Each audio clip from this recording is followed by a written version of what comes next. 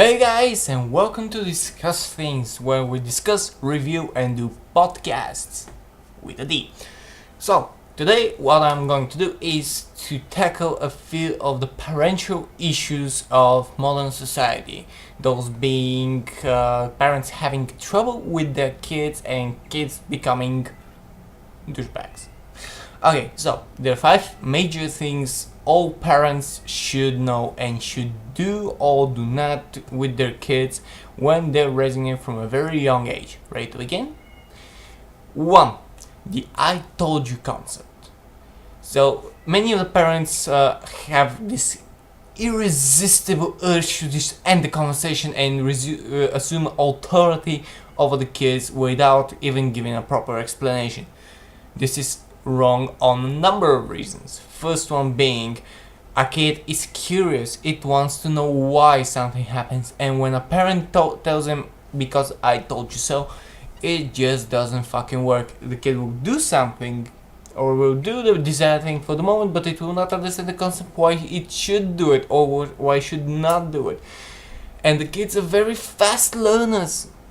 They can assimilate much more information and much faster than all the adults combined.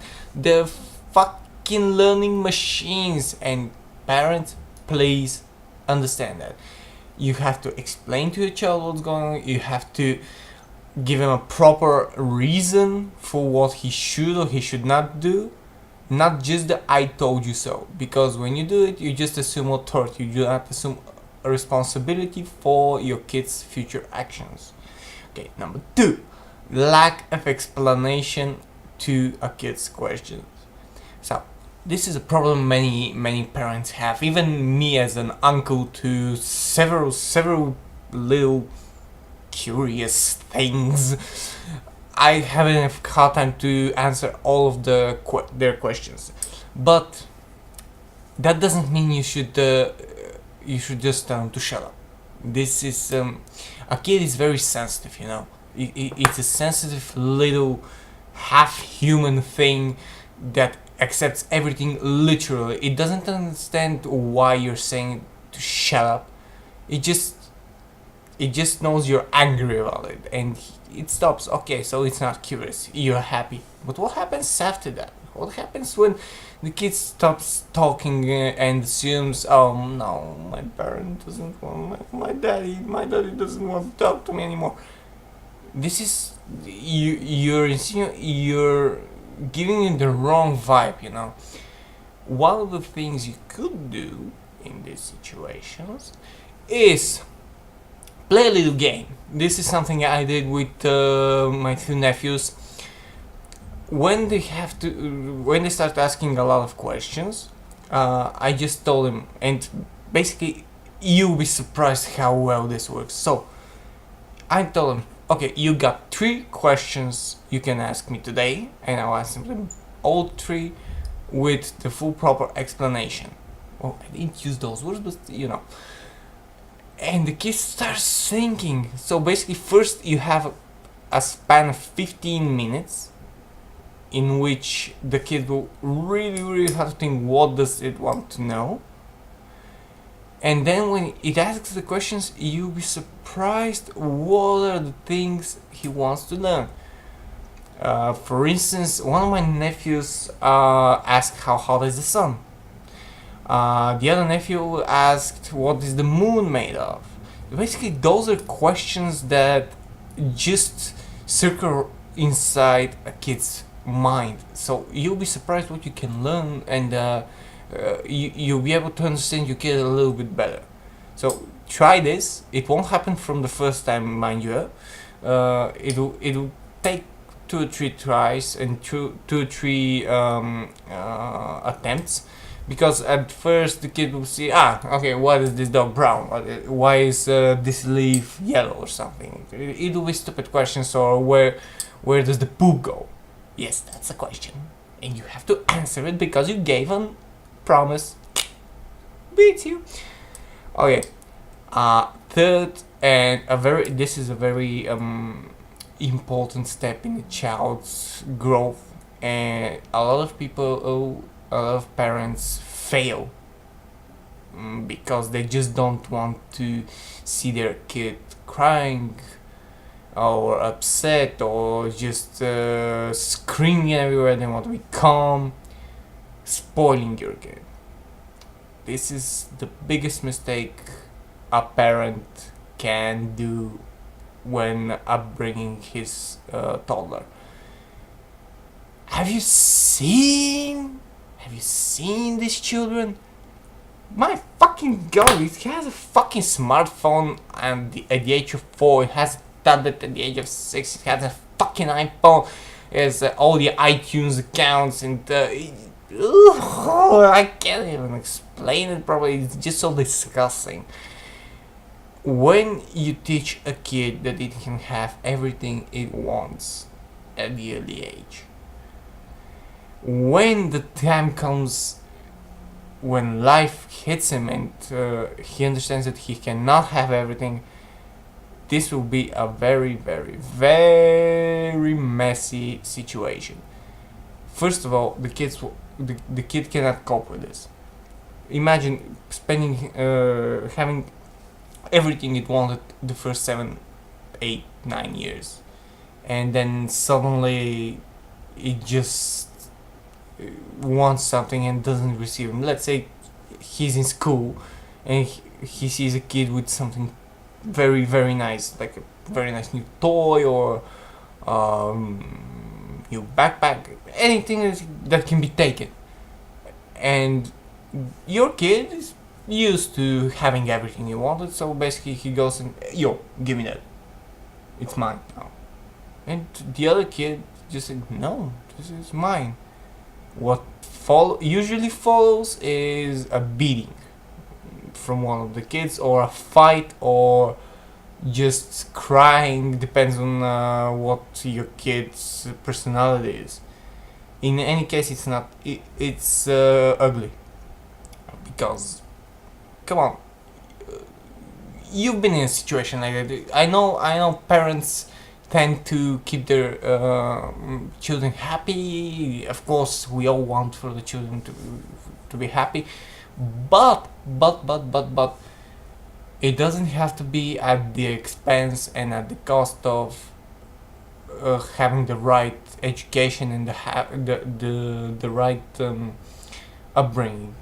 So those things that the child wants should be deserved, should be made as to show that the kid is learning good things. I'm not saying treat him like a dog. Good boy, here, have a tablet.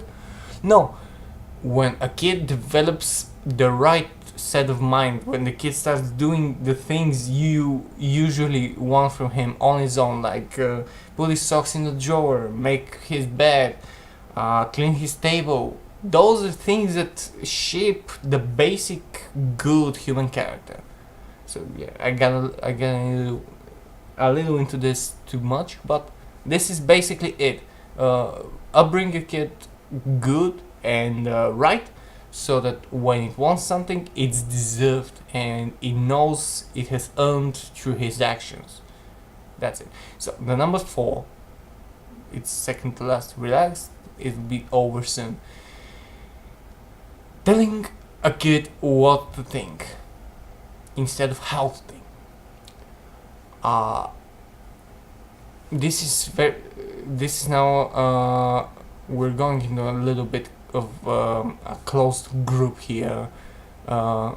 Usually those are religious fundamentalists, a little bit those people who are a little bit more detached from the real world and into the religious fiction. You've seen them. You've seen the news. Let's say for Baptist Church, the Westboro. Yes, the Westboro Baptist Church. This is a fine example on how not to raise your kids.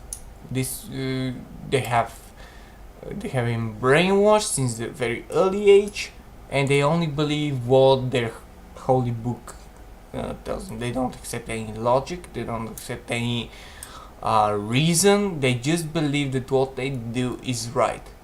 And when you look at what they do, it's not. booing a soldier funeral is not right. Discriminating against an entire class of people is not okay. Discriminating against your own people is not okay. Basically, that's what they do all the time, every day, for many years. I know this is the only example I'm going to give, because if I give any more, the video will become an hour and a half, and I can just write a documentary about this, but I won't. In the end, just teach your kids to think, to have opinions, to think critically, to question what they learn, because if they learn something and it's not logical, they should have the ability to question it and to know it's wrong. That's it. And for number 5, we're turning the page a little bit here. When they have the efforts, when they've made the efforts to do all those things with their good kids, please don't hesitate at all to show them that your love. When it's deserved, when it's good to show them, always tend to show your kid love, attention, and just let them see that they're really the most important thing to you in your life. Sometimes you have to sacrifice your time with kids for a job, because you need to work to provide for the family. When that happens, please explain to your kid why you're doing it. Believe me, it will understand. Instead of not telling him, just talk to your damn child, because they listen, they listen. They're very good listeners, and the questions they ask, oh my god. I was at my friend's birthday party, and he came late because he had to work, and his kid, oh my god, his kid just started asking him, why are you so late, why are you never here? And he just sat down in front of everyone and explained it to him. And the kid was like, oh, okay, I understand, I'm sorry to have bothered you. We're talking about a 5-year-old kid. So you see, it can happen. So do those things, and believe me, your life and your kid will turn up a lot better than you might hope to expect.